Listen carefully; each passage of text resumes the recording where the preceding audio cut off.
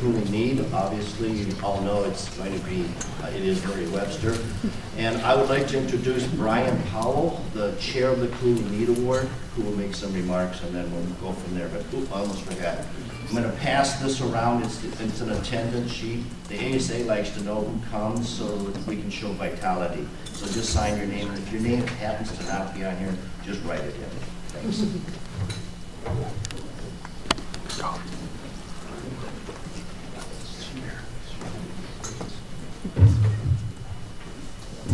To give Murray as much time as possible, I'm going to give very, very brief comments. And first thing I want to do is just thank the committee of Debbie Carr, Gary Allen Fine, Monica Johnson, Gary Oates, and Bob Shelley. We had a lively discussion regarding candidates, and there were several wonderful candidates for the Cooley-Mead Award. But we came up with what we thought was an inspired choice. And apparently many people in the section of the ASA believe so too, because I received a flurry of email messages saying that that the decision was the correct choice, an inspired choice, a long overdue choice, you know. And so I took credit for, I will take credit for any good decision on that. No, the committee we had a really great discussion about everybody. It's very clear. Yeah, it's very clear that Murray Webster is this year's and should be this year's Cooley-Mead Award winner. Congratulations, and I am supposed to give you an award. Murray says this is his first award ever. I do not believe that.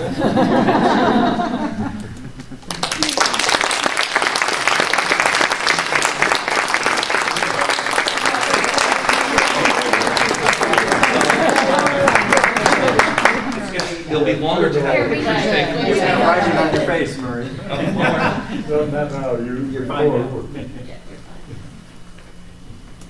Yeah. Thank you. Okay. We're going to sleep with it. Give it Oh,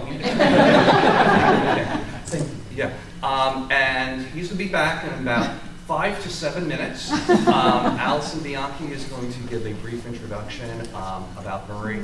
Probably we know the answer, we already know this, but I think it's going to be inspiring to hear.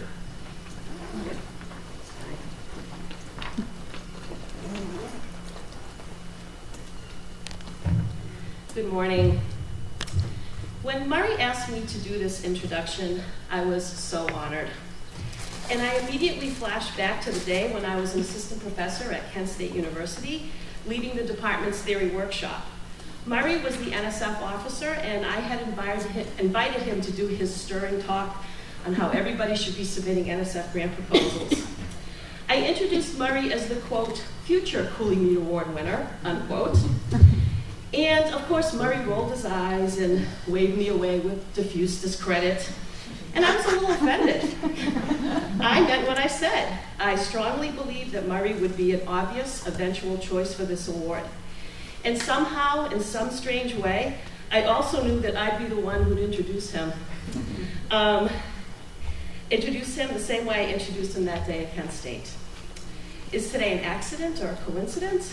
It's funny how people with the profession of uncovering unseen social forces can be so carried by them. Weird, dyadic, self-fulfilling prophecies, I don't know. All I know is I'm glad on that day I was right and you were wrong, Murray. And someone please catalog this observation because it's a very rare occurrence. When I asked Murray to provide me with some interesting anecdotes about his life that I could use for some clever introductory banter, he told me that I should say he was the first Cooley-Mead Award winner who has ever been in prison. I thought to myself, I have no way to check the criminal records of the previous winners, nor do I want to. So I just have to assume that, once again, Murray is right. Also, allow me to contextualize. Murray was born on December 10th, 1941, within the small American and European expat community in the Philippines. So for those of you who caught the date, Murray was born 3 days after the attack on Pearl Harbor. By May 6, 1942, the Philippines were occupied territory of the Empire of Japan. Murray and his family were official enemies of the state and were forced to live in the Santo Toma internment camp. Its horrid conditions are pictured here. So technically, Murray was not a prisoner, but a prisoner of war for about 3 years of his early life. The story of the Santo Toma is told eloquently by Ken Burns in his video history about World War II called The War. When Murray saw this, he thought he had seen his mom in the video series, but he wasn't sure. So I watched it 3 times this summer, and I found your mom, Murray. Here's a snapshot of her from the film right after the camp's liberation on February 3rd, 1945. I watched this snippet about 10 times just to verify and compare it with the picture of Murray's mom that he had given me. Just to verify, this is her. You can tell by the shape of her nose and her face. But she's just so gaunt from the years of starvation rations, it's a little hard to see it at first. What you can see, however, is the joy in her face. She must have been so relieved that her little family was going to make it through, because 10% of the detainees at San Tomás did not. What is meaningful to me about this part of Murray's biography is that so many great sociological social psychologists were shaped by their experiences during World War II. And it's no accident that once it was over, they were compelled to study what makes people tick, ostensibly to prevent it from ever happening again. And so it's not by chance that Murray grew up to be an esteemed scholar who studies how the greater social forces of potentially deleterious ideologies sweep into and shape micro-level processes. Hence, Murray was on the ground floor of the emerging expectation stage tradition at Stanford University. Sorry, Murray. I had some munchkins break into your office this summer and steal some pictures. This is Murray with his advisor, some guy named Joe, circa 1968. Here are 2 heroes plotting over those early calculations of expectation states. I'll bet those Stanford times are some of the best of your life. Murray wins this award because of his distinguished, exemplary contributions to structural social psychology. And he is about to do a much better job presenting his life's work than I could. So I won't steal any of his thunder. Instead, I'm going to regale you with Murray's other contributions to social psychology, the ones that aren't listed on his vita. We are all familiar with the concept of invisible work, and even though it's not a great phenomenon, it's essential for the maintenance and the development of institutions. Invisible work is not necessarily a gendered concept, as many men, such as Murray, do so much for others. We just should take more opportunities to appreciate, thank, and reward all those who do it. And so, I take this opportunity. Murray has mentored, consulted with, reviewed, or just plain included so that he could teach so many graduate students, early career faculty members, and yes, even some late career people. The individuals shown are just a small sample of Murray's collaborators and mentees, individuals Murray has tirelessly supported and promoted. And by the way, if I missed anyone, I apologize, but I didn't put my picture up there just to be fair. So let me give you an example. There was this young woman who was struggling with her writing. Oh, by the way, did I mention that Murray's probably one of the best writers in social psychology? Anyway, this young woman had an undergraduate degree in engineering, and they don't train engineering students how to write. So, even after receiving her PhD, she still needed some help. While she was a postdoc, Murray read her early papers, analyzed them, and sent her a formal report on how she needed to improve her writing skills. This young woman was not his student. He barely knew her, but he decided that she was worth helping because she was a budding social psychologist. I still have that report, Murray. Lisa Walker told me I wasn't going to get through this without waterworks, sorry. I still have that report, Murray. And I still think it's the finest how-to for writing empirical research that I've ever read. And I can finally publicly thank you for all the trouble you have gone for me from my early career, my mid-career, and probably till the end of my career. I'm not the only one for which Murray has done something like this. He truly is an unsung hero when it comes to developing the talents of young scholars. This is a Lifetime Achievement Award venerating a brilliant career, but this does not mean Murray is done. That's not going to happen if you know Murray. In fact, though, we are not going to let you be done, Murray. You are a unique person. You're one who has witnessed the best and the worst of human nature in the 20th century, and you still fearlessly chose to study it for a living. That enthusiasm and spirit, combined with your generosity, has given us you, one of the finest academics of the 21st century, an erudite, engaged, and magnificent teacher-scholar. You're not going anywhere. So, I called it 13 years ago, Murray, and here we are. Another moment in our biographies, seemingly unseen forces who have whooshed us into Chicago and about to propel you into making history. You join the list of super esteemed sociological social psychologists as the 38th recipient of our most respected reward. And finally, with much honor, I get to say it. Fellow colleagues and students, may I introduce to you the 2015 winner of the Cooley-Mead Award, Dr. Murray Webster.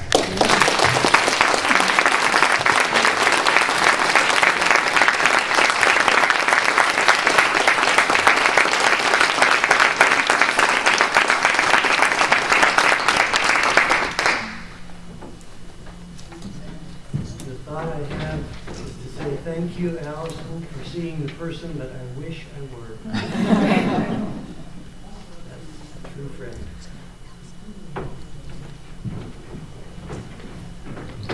I also thank the committee and Brian Powell. I list them in reverse alphabetical order because I've been subject to alphabetic discrimination my whole life. Thanks to Bob Shelley, Gary Oates, Monica Johnson, Gary Allen Fine, and Deborah Carr. And I am very honored and pleased. I'm happy to be here with social psychologists, with so many of my friends. I wish my parents could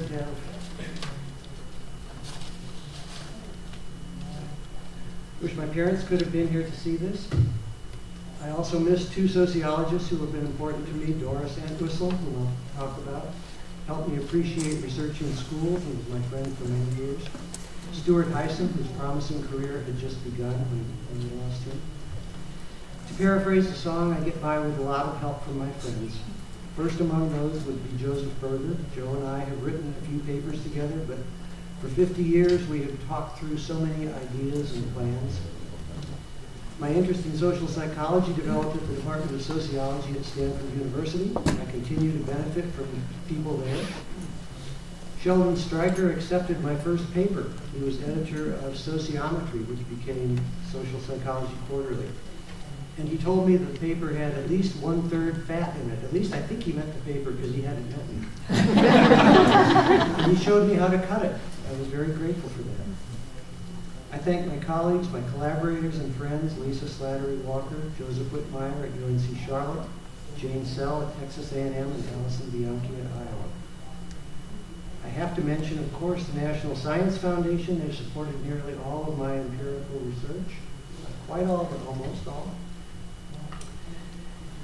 But it started with a dissertation improvement grant. So many people have helped me along this journey. I can't name everybody now, but I hope I have thanked you in person, and you know I'm very grateful. Almost all of my work has been collaborative. Please remember that some of these ideas came from collaborators. Collaboration has so many intellectual advantages that I am always mystified when deans and department chairs and tenure committees want to see solo authored papers. My collaborators have always been people smarter than myself. It's a strategy I highly recommend. My topic is research opportunities. The theme is that opportunities for social psychologists are endless. I'm going to illustrate opportunities through describing how they facilitated some of my own work and outline some opportunities that others might wish to pursue. I use my own work for illustration partly because it's what I know best, and I only analyze other people's work in my classes because there nobody knows when I make mistakes. Social psychologists find opportunities anywhere, from other people, from theoretical developments, from new technologies, new measurements, and from events in the cultures where we work and live. Those opportunities from people, theories, technologies, and events have also furthered my work. I want to start by describing Some work on evaluation and interaction. This is one line of work that I've pursued ever since the 1960s up to the present. Like most of us, I've long been interested in relations between individuals and social structures, particularly in how a social context shapes thoughts and behavior. How others' evaluative opinions affect the self runs through one line of that work, from the research on sources in the 1960s to contemporary theory and research on second-order expectations. My first empirical work can trace to the scholars after whom this award is named, Charles Horton Cooley and George Herbert Mead, as well as generations of social psychologists, have established that self-definitions are distinctly social. The social context forms and defines the individual through reflected appraisals. Incidentally, the reason I put up the poetry, Ralph Turner pointed out to me that Cooley had adapted his well-known lines on the looking glass self from a poem by that American poet of individualism, Ralph Waldo Emerson. Cooley's view differs sharply with Emerson's. Emerson praised the person who forms a self independently of others' opinions, but perhaps Cooley thought readers would recognize the stanza. In graduate school, I studied Joseph Berger's abstract view of interaction sequences in task-focused discussion groups. I'll refer to that occasionally this morning several times, such as the Bales groups. Bales' goal was to measure interaction and capture as much as possible of its actual complexity using his famous 12-category system. Berger's approach, in contrast, was to simplify and conceptualize interaction abstractly.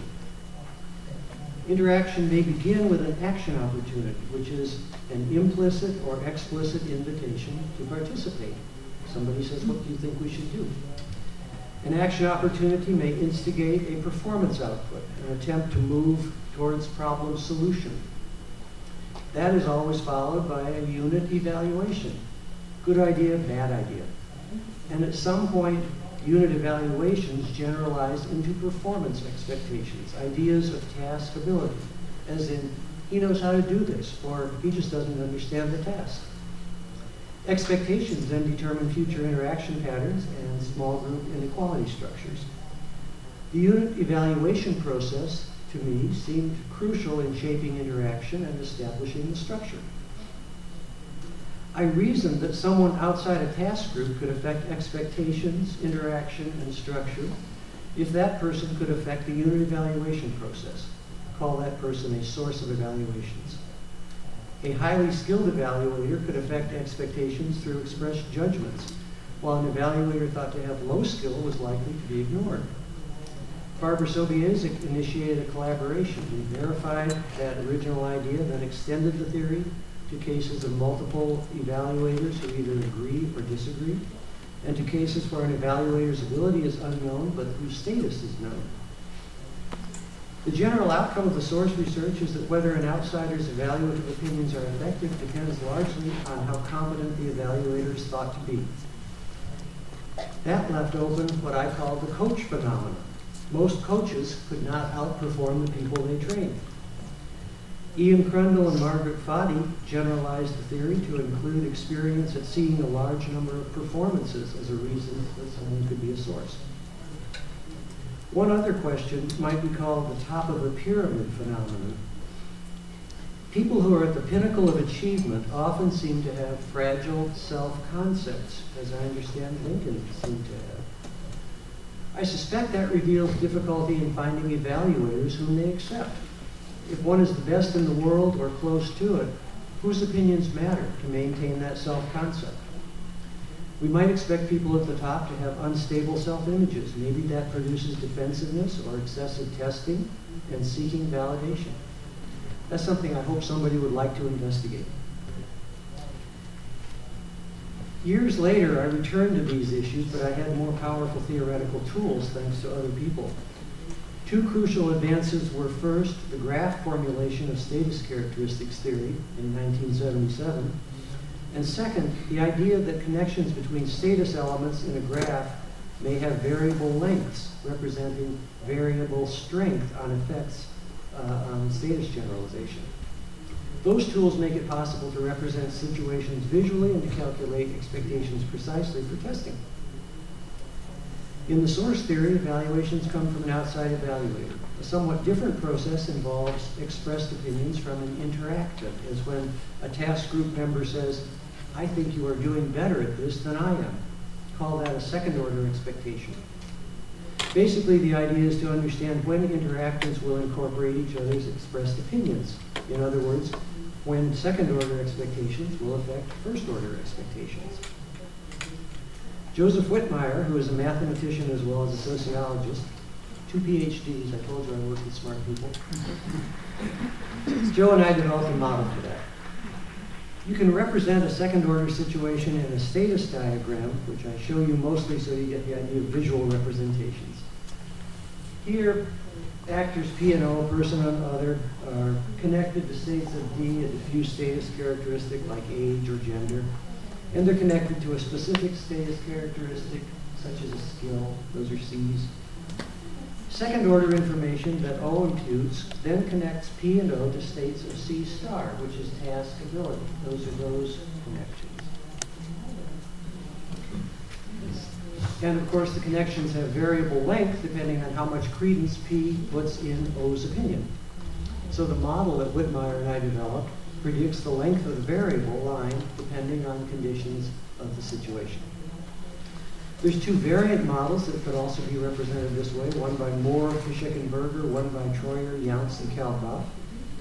The models presume somewhat different processes and make slightly different predictions, but we now have multiple experiments from slightly different designs and widely different populations.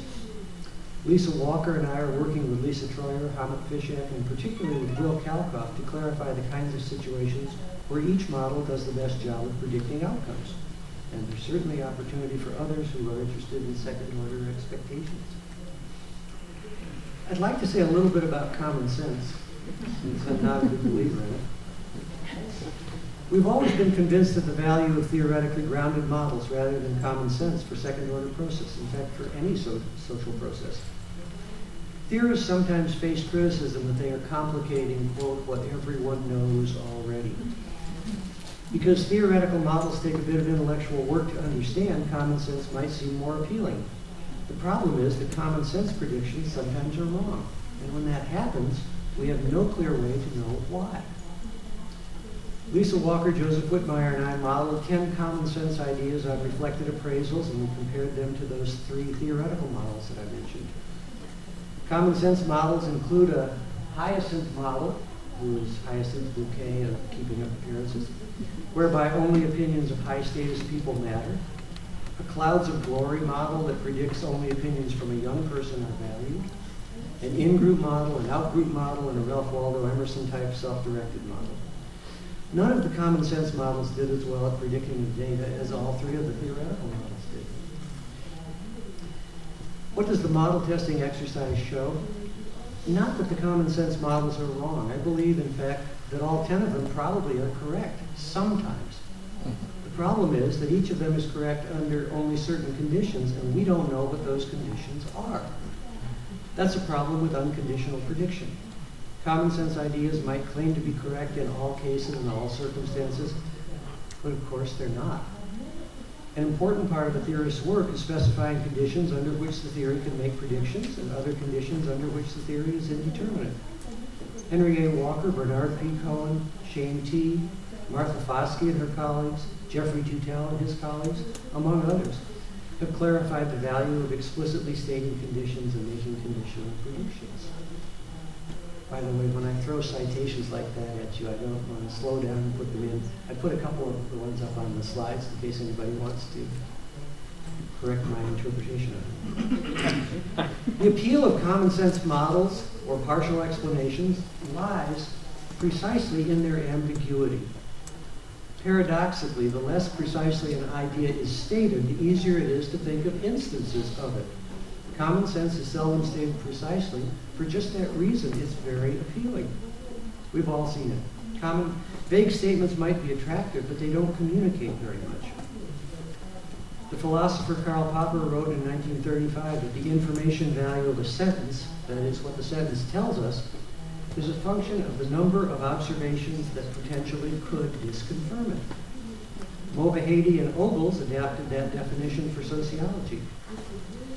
Vague statements are hard to disconfirm. For that reason, their information value is low.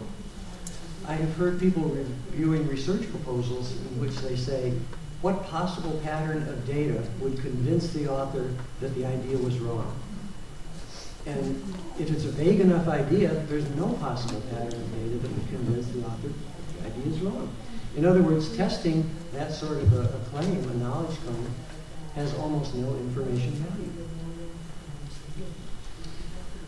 I want to talk a little bit about some ideas of things that I've worked on for theories.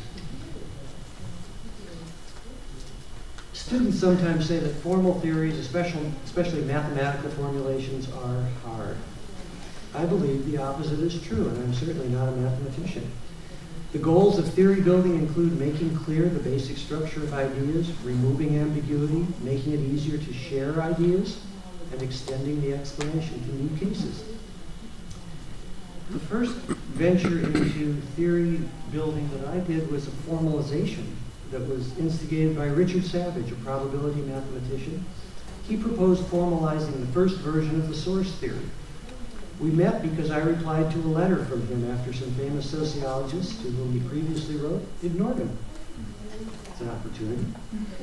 The result provides an alternate view of the theory, improves its logical structure, and produces quantitative rather than ordinal predictions for the experiment. I thought that was a lot of improvement from a simple theoretical exercise. Abstraction. David Willer offered to collaborate on a paper about what we saw as sociologists' need for more abstract theory. We suggested using abduction, which in this case does not mean kidnapping. One of the journal reviewers thought it did. An iterative process of induction and deduction to get from concrete phenomena to abstract concepts. Recently, a paper and a book by Stefan Timmermans and Ido Tavary provide greater detail on that process. And of course, I'm happy to say that at least since 2006, when Peter Burke produced his book of Abstract and General Theories in Social Psychology, going up through the book that's coming out by Edward Lawler and Shane T. and John Yu this year, we now have lots of abstract general theories in social psychology. Reduction. In the 1970s, there were some sociologists who wrote that all sociology and social psychology can be explained by the principles of psychological theory. In other words, that sociology can be reduced to psychology. Proponents of reduction can still be found. I did a good bit of studying of philosophers and sociologists, and I concluded, first, psychological principles do not adequately explain social phenomena, and second, it would take a great deal of work, as yet not even begun, to demonstrate even a limited reduction of one single sociological explanation. The lack of any demonstrated reduction to date shows the difficulty and complexity of the task. I remain convinced it's very unlikely. I hold the same view regarding claims to explain all social behavior with the principles of economics. Creating and spreading status beliefs. I've only had a small part in this, but it's an interesting topic, so I thought I'd mention it. Probably everyone who studies status has wondered how status beliefs come to exist. If, say, gender and race were simply nominal characteristics without status value, many of the problems that vex our societies would vanish.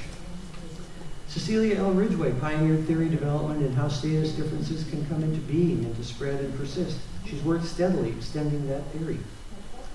One idea in her early theory was that a regular difference in exchangeable resources of groups is sufficient to create status beliefs.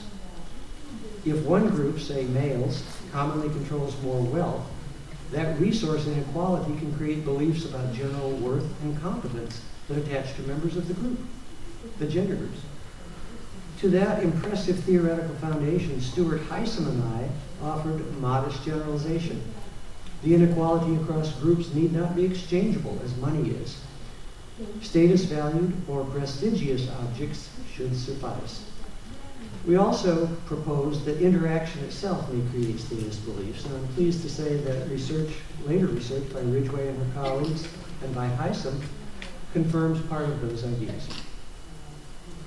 A second route to creating status was proposed by Berger and Fischek. The status can spread from existing characteristics to new, unevaluated characteristics. For instance, if new immigrants from country X are low on education and occupational prestige, the low status value from those characteristics can spread and attach low status to the group of Xers. Experimental tests that I conducted with Lisa Walker and Allison Bianchi confirmed that process. So we have two explicit theories about how status characteristics get created. They have minor differences in scope, but they have a lot of overlap, and they both offer great opportunities for more research. Fixed roles and situated actions. Fans of C. Wright Mills will know where we stole that from. A few years ago, Lisa Walker and I had an opportunity to clarify what we see as very different views of where gender differences come from, how they affect behavior, what maintains them. The older view, tracing from structural functionalism, holds that women and men act differently because from birth we are trained to display different attitudes, behaviors, and interests. This is rooted in the family division of labor, where father is the task specialist and mother is the social emotional specialist. He earns money, establishes and enforces rules, and maintains order. She comforts, remembers birthdays and anniversaries, writes thank you notes, and manages feelings. That role differentiation was thought to be so important to social systems that it was over-socialized. Am I making that noise? Oh, but I'm going to find out who it is. Men and women have trouble understanding how each other thinks, according to this view. Men have trouble accessing their feelings and expressing nurturance. Women have trouble acting assertively and thinking logically. Whatever its other merits, that older view is deficient in its evidential base. Evidence shows that people are more skillful and more adaptable than such a dichotomous view presumes. A newer situational view sees task and social emotional behaviors as within the repertoire of most people, but they're evoked in different circumstances. One circumstance is status position. High status behavior is proactive, individual, and task focused. Low status behavior is reactive, communal, and social emotional. A report by Gwendolyn Gerber in SPQ shows this. Among two-person police car teams, which she studied, status is seniority. The more senior officer typically is seen by both officers as a take-charge guy, the one who immediately gets down to business, sometimes frightening or antagonizing citizens or hurting their feelings. The lower status officer is sympathetic and caring and manages socio-emotional issues for the team. Now, what's important about that to me is these are both male police officers. In other words, a man in a low status position is fully capable of activating and displaying the social, emotional, nurturing behaviors that the older view would say is almost impossible for him to access because of his socialization. On the other side, consider these. I have a few pictures of women who have occupied high status positions. There's some from the political world, and some CEOs from the business world. Does anyone doubt that these people can display assertiveness and task focus? The general point is that many behaviors that the older view would say are learned and overlearned and inextricably tied to gender, I think, are better understood as consequences of status position. Put a person, male or female, in a low status position and you will see deferent behaviors and socio-emotional expressions. Put a person, even the same person, in a high status position, you will see task focused and influential behaviors. An additional point is that behaviors that actually are guided by structural position often get interpreted as personality traits. The lower status police officer in Gerber's study was seen as having a caring personality, and the partner as having a dominant personality. David G. Wagner has conducted an experiment in which observers rated personality traits of people who were either in high status or low status positions. Observers attributed instrumental traits to targets who were described as high status and expressive traits to those in low status positions. so we can see how structural position can create what others have called personality traits. And because those behaviors are expressions of social position rather than trans-situational personality, when a person moves to a new position, the behaviors and imputed personalities should change correspondingly. The fixed gender roles approach has led to some well-meaning, but I think flawed, remedies. One was teaching women to act assertively, particularly in business. Leaving aside the demeaning implication that there's something wrong with women that needs fixing, I just note that those programs often have unanticipated negative consequences. The problem is they only address women's beliefs and actions. They don't treat men's beliefs about appropriate behavior of women. If women act in unexpected ways, displaying confidence or even, God forbid, interrupting speakers, they're likely to stir resentment and legitimacy concerns, and social control efforts arise to restore what is seen as appropriate behavior. As social psychologists, we know that when the problem is an interaction situation, if you're going to intervene, you need to treat all the participants to the interaction. The approach should be to address the social situation, not to try to fix only some individuals within it and leave everyone else unchanged.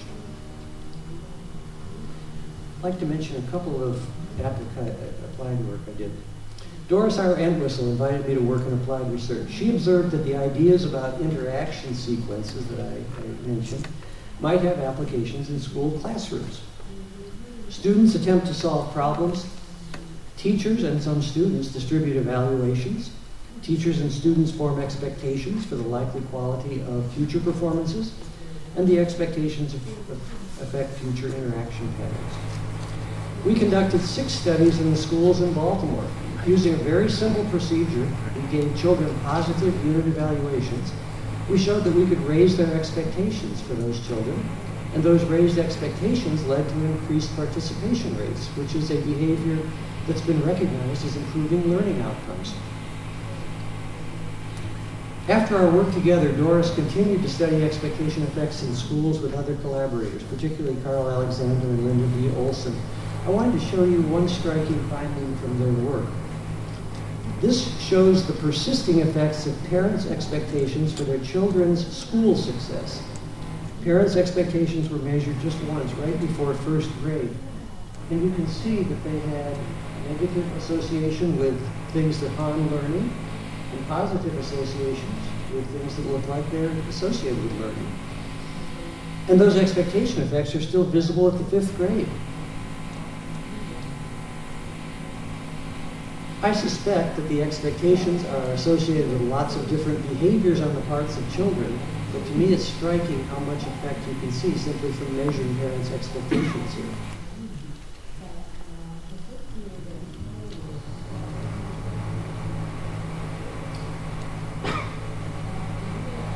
She's a PhD, in case you don't know. She's a sociology major. My students do not look a lot like her, but she's from Southern California. She dropped out, but she got in, which is what counts.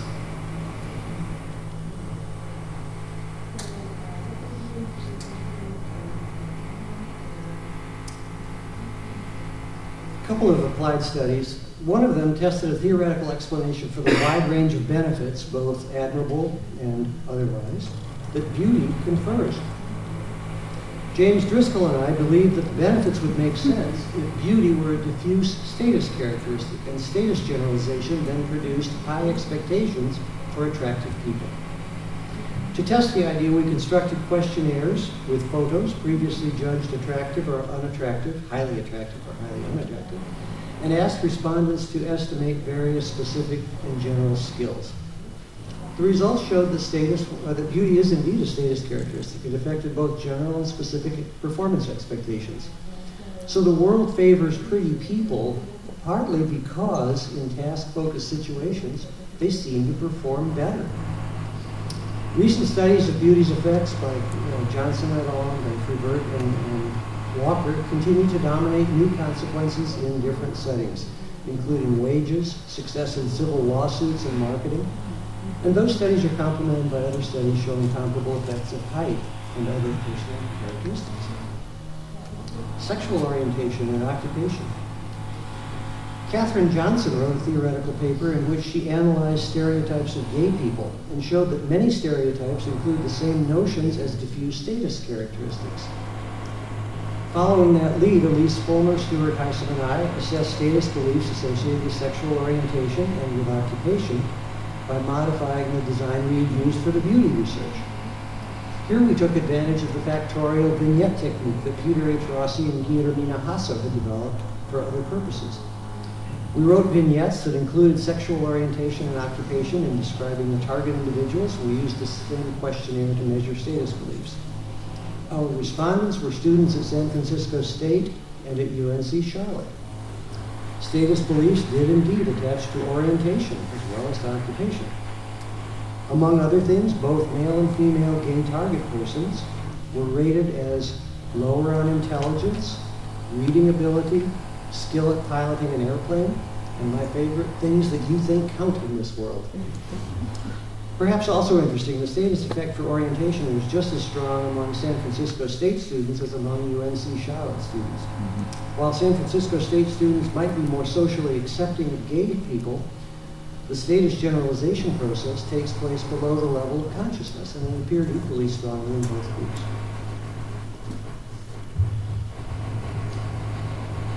Race in America has complicated historical, moral, legal, economic, cultural, and many other aspects. Here I want to address only one aspect. Race carries status advantages and disadvantages.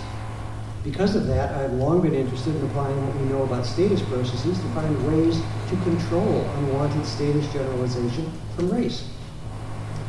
James Driscoll and I, this was actually Jim's master's thesis, James Driscoll and I conducted experiments with white women in South Carolina who we told and showed on video that their partners were African American. Video was just then becoming practical for laboratory use. In a baseline condition, the white women formed high self-expectations and low expectations for their partners. In other conditions, we introduced specific ability statuses and showed that the black partner had performed highly on them. As predicted, that treatment overcame the unwanted status generalization from race. Much more recently, Lisa Walker, Sharon Dorr, and I developed interventions for discussion groups, mixed race groups of white and African American women, taking advantage of another new technology, in this case, computer-controlled action opportunities. Our goal was to intervene in the interaction process itself to affect expectations and influence. We adapted a setting that Carla Gore and Jane Sell had developed. In the control condition, in the discussion groups, black women, as expected, participated less often and had less influence over the group decisions. In an experimental condition, the computer distributed action opportunities and increased the participation rates of the black women. Sure enough, that increased participation raised expectations for them, increased their participation and their influence over group decisions. We hope to study other interaction components to see whether those will also affect expectations.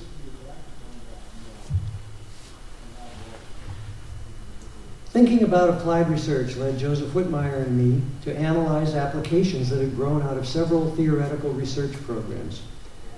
We identified 5 sorts of applications. The simplest is interpretation, showing that some outcome can reasonably be considered to be an instance of a general process. The most complex is social engineering, where you design a whole social system in order to achieve a desired outcome. Among our concerns here was to note the value of the simpler types of application and to recommend proceeding through the 5 stages rather than jumping immediately to full engineering. The problem with jumping to full engineering is that if something doesn't work as intended, there's usually no way to tell what went wrong or how to fix it.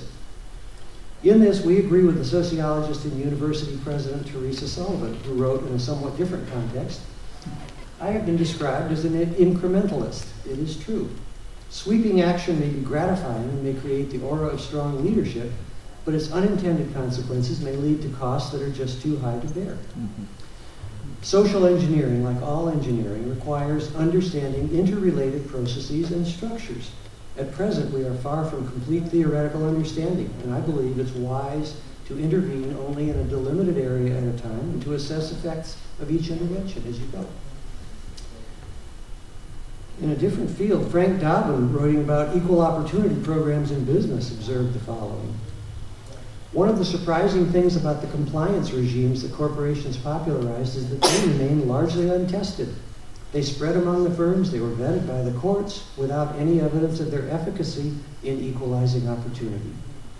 We still know little about whether the recruitment programs of the 1960s, the performance evaluations of the 1970s, the harassment grievance procedures of the 1980s, the diversity training of the 1990s, or the diversity councils of the 2000s actually helped to integrate workplaces. That sounds like a problem waiting to happen. Opportunities and hopes. Many of us hope that some present-day status characteristics will lose their status connotations. Gender, race, beauty, sexual orientation, occupation, education, motherhood, and other characteristics would then simply be descriptive terms without connotations of inequality. This suggests two sorts of research opportunities. First, the theories of status construction and spread of status value not only predict how a characteristic can acquire value, but how it can lose status value. Those analyses can be verified empirically and might be useful for devising interventions for particular situations. Second, even without intervention, there seem to be some reasons to say that certain status beliefs associated with some characteristics may be changing due to legal, cultural, and regulatory development. Measurement techniques that we already have, including interaction designs and questionnaires, could be used to track the historical decline of status value of some characteristics, as well as the growth of status value in other characteristics. Allow me to say a couple of words about experiments. After I finish those, sorry. I have long been frustrated by misconceptions about experimental research. Perhaps some of you have been frustrated also, and I hope if you have, you can find ways to help other people understand this method.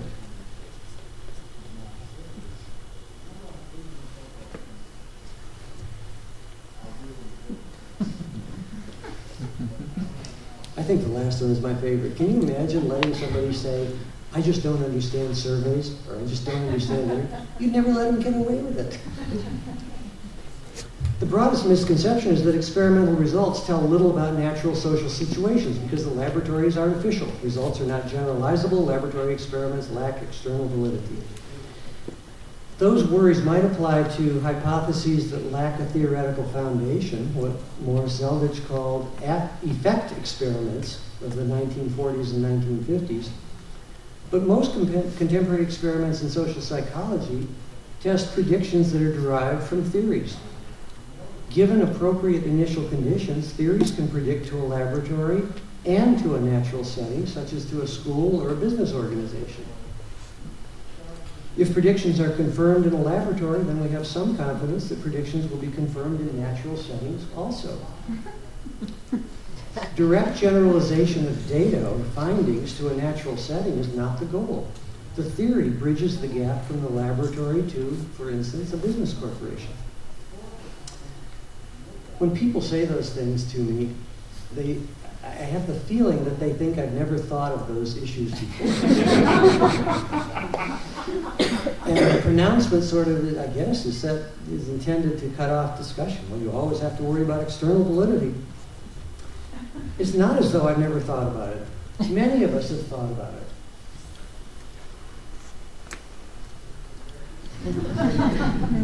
And have written about it.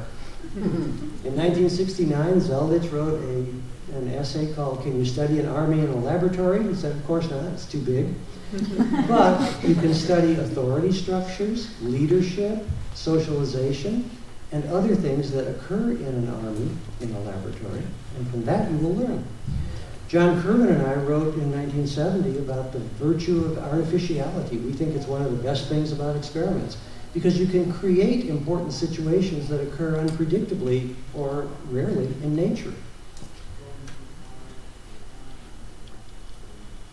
Martha Foskey wrote about using experiments for cross-cultural research.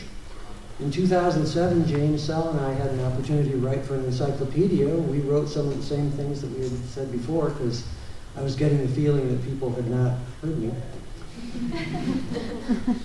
But I and others have thought about these issues.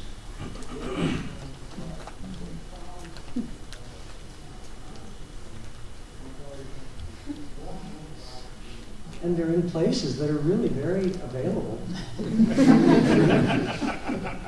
Journals, books, book chapters, journals, science. Sometimes people read science. So I wish that those who criticize experimental methods as artificial would read some of those, then we could discuss it seriously. Outreach. Jonathan H. Turner has argued with his characteristic style and energy for developing social engineering, which I understand to mean showing how theoretical knowledge can be used to alleviate social problems. Social psychologists have considerable knowledge that would benefit others and society, and yet in comparison with other disciplines, it seems to me we are strangely reticent to promote our expertise. Two areas where we could usefully share understanding are consulting to businesses and informing social policy. Business consultants are overwhelmingly trained in psychology, so they bring a psychological perspective to their analyses. Those analyses would benefit from including social structure and social definitions. I've already mentioned the misguided programs to teach women to act assertively. Recently, many companies have become concerned with promoting women and people of color to managerial and executive positions. One large company that I know of hired consultants to identify the barriers. Not surprisingly, as psychologists, the consultants identified two problems: bad attitudes and deficient personalities. First, the consultants conclude that many managers had prejudicial attitudes, as revealed by their responses on an implicit attitudes test. The proposed solution: identify the attitudes, tell the managers to change them. Second, promotion candidates often seem to lack the combination of personality traits of the company's top management, as shown by a modification of the Myers-Briggs type indicator. For those who don't remember the 60s or for whom it's kind of hazy, the Myers-Briggs is a paper and pencil test that classifies personalities according to Jungian types. Their solution: administer the MBTI to candidates and promote the ones, if any, who show the same personality types as the current managers. What's missing is any recognition of the importance of social structure and one's position within it. As a general rule, if someone is in a supervisory position, he or she is likely to activate habits of control, cognitive efficiency, and single-minded pursuit of goals. If someone's in a subordinate position, that person is likely to display caution and uncertainty and to await direction from above. And crucially, if a person moves from a subordinate position to a superordinate position, the behaviors and cognitive traits will adjust to the demands of the new situation. In other words, do what the Army has done. Designate women, African Americans, Hispanics as team leaders. You will see they act effectively in those positions. More importantly, if leadership position is legitimized, as it is in the Army, other team members will respond appropriately and accept guidance from the leader. But from a purely individual perspective, the importance of social structure and the flexibility of humans are hard to see. Business consultants need some structural understanding, and I hope that some of you will want to help our friends in organizational psychology. The government also needs you. Politicians and other policymakers often automatically turn to economists, even for questions that have been studied for years by social psychologists. Economists tend to see things through their own theoretical understanding. Markets are highly efficient, individuals know what they want, and they always act to maximize rewards. While the economic viewpoint clarifies many situations, it is incomplete. Justice and injustice fall outside its explanatory realm, but social psychologists have a good understanding of the sources and consequences of feelings of justice. Guillermina Hasso and Karen Hagbett would be places I would start asking for some advice. Emotions such as those that Jan Stetz and John Turner surveyed in their 2014 book are absent from economic theory. There's no emotions. But emotions affect most economic phenomena, including negotiation, housing prices, gambling, and employment. Overall, I believe the design of social programs and policy in many areas would be better formed by including advice from social psychologists. Some thoughts along the way. First, opportunities abound. I have found enough important and intriguing questions to occupy many lifetimes. Almost always solving a set of problems uncovers exciting new questions. Second, everyone has fresh insights and ideas. This room, our section, our discipline, and the World Intellectual Society contain many brilliant, generous individuals. The world of ideas is not zero-sum, it's synergistic. Third, incremental work pays off.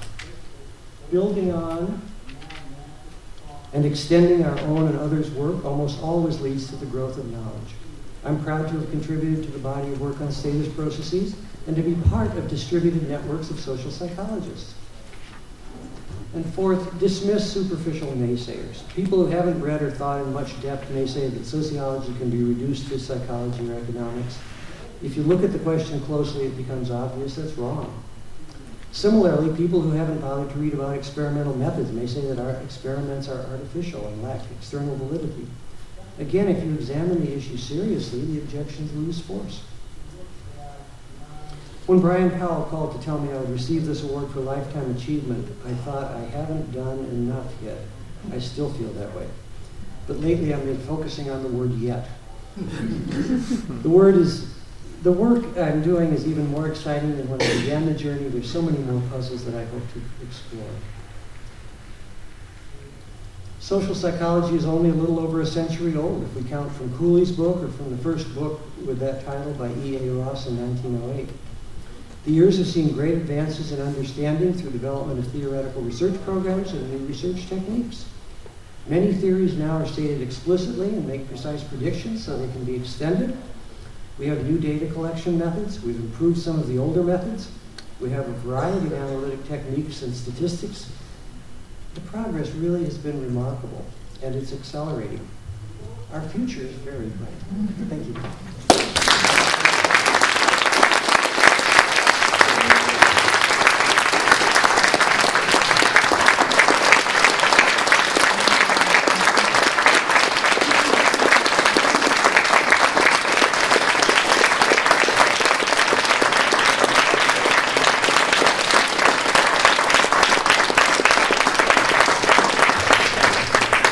Thank you so much, Murray. And Murray asked to go long and eliminate the question and answer session, but he said he would love to talk to anybody who wants to talk to him afterwards.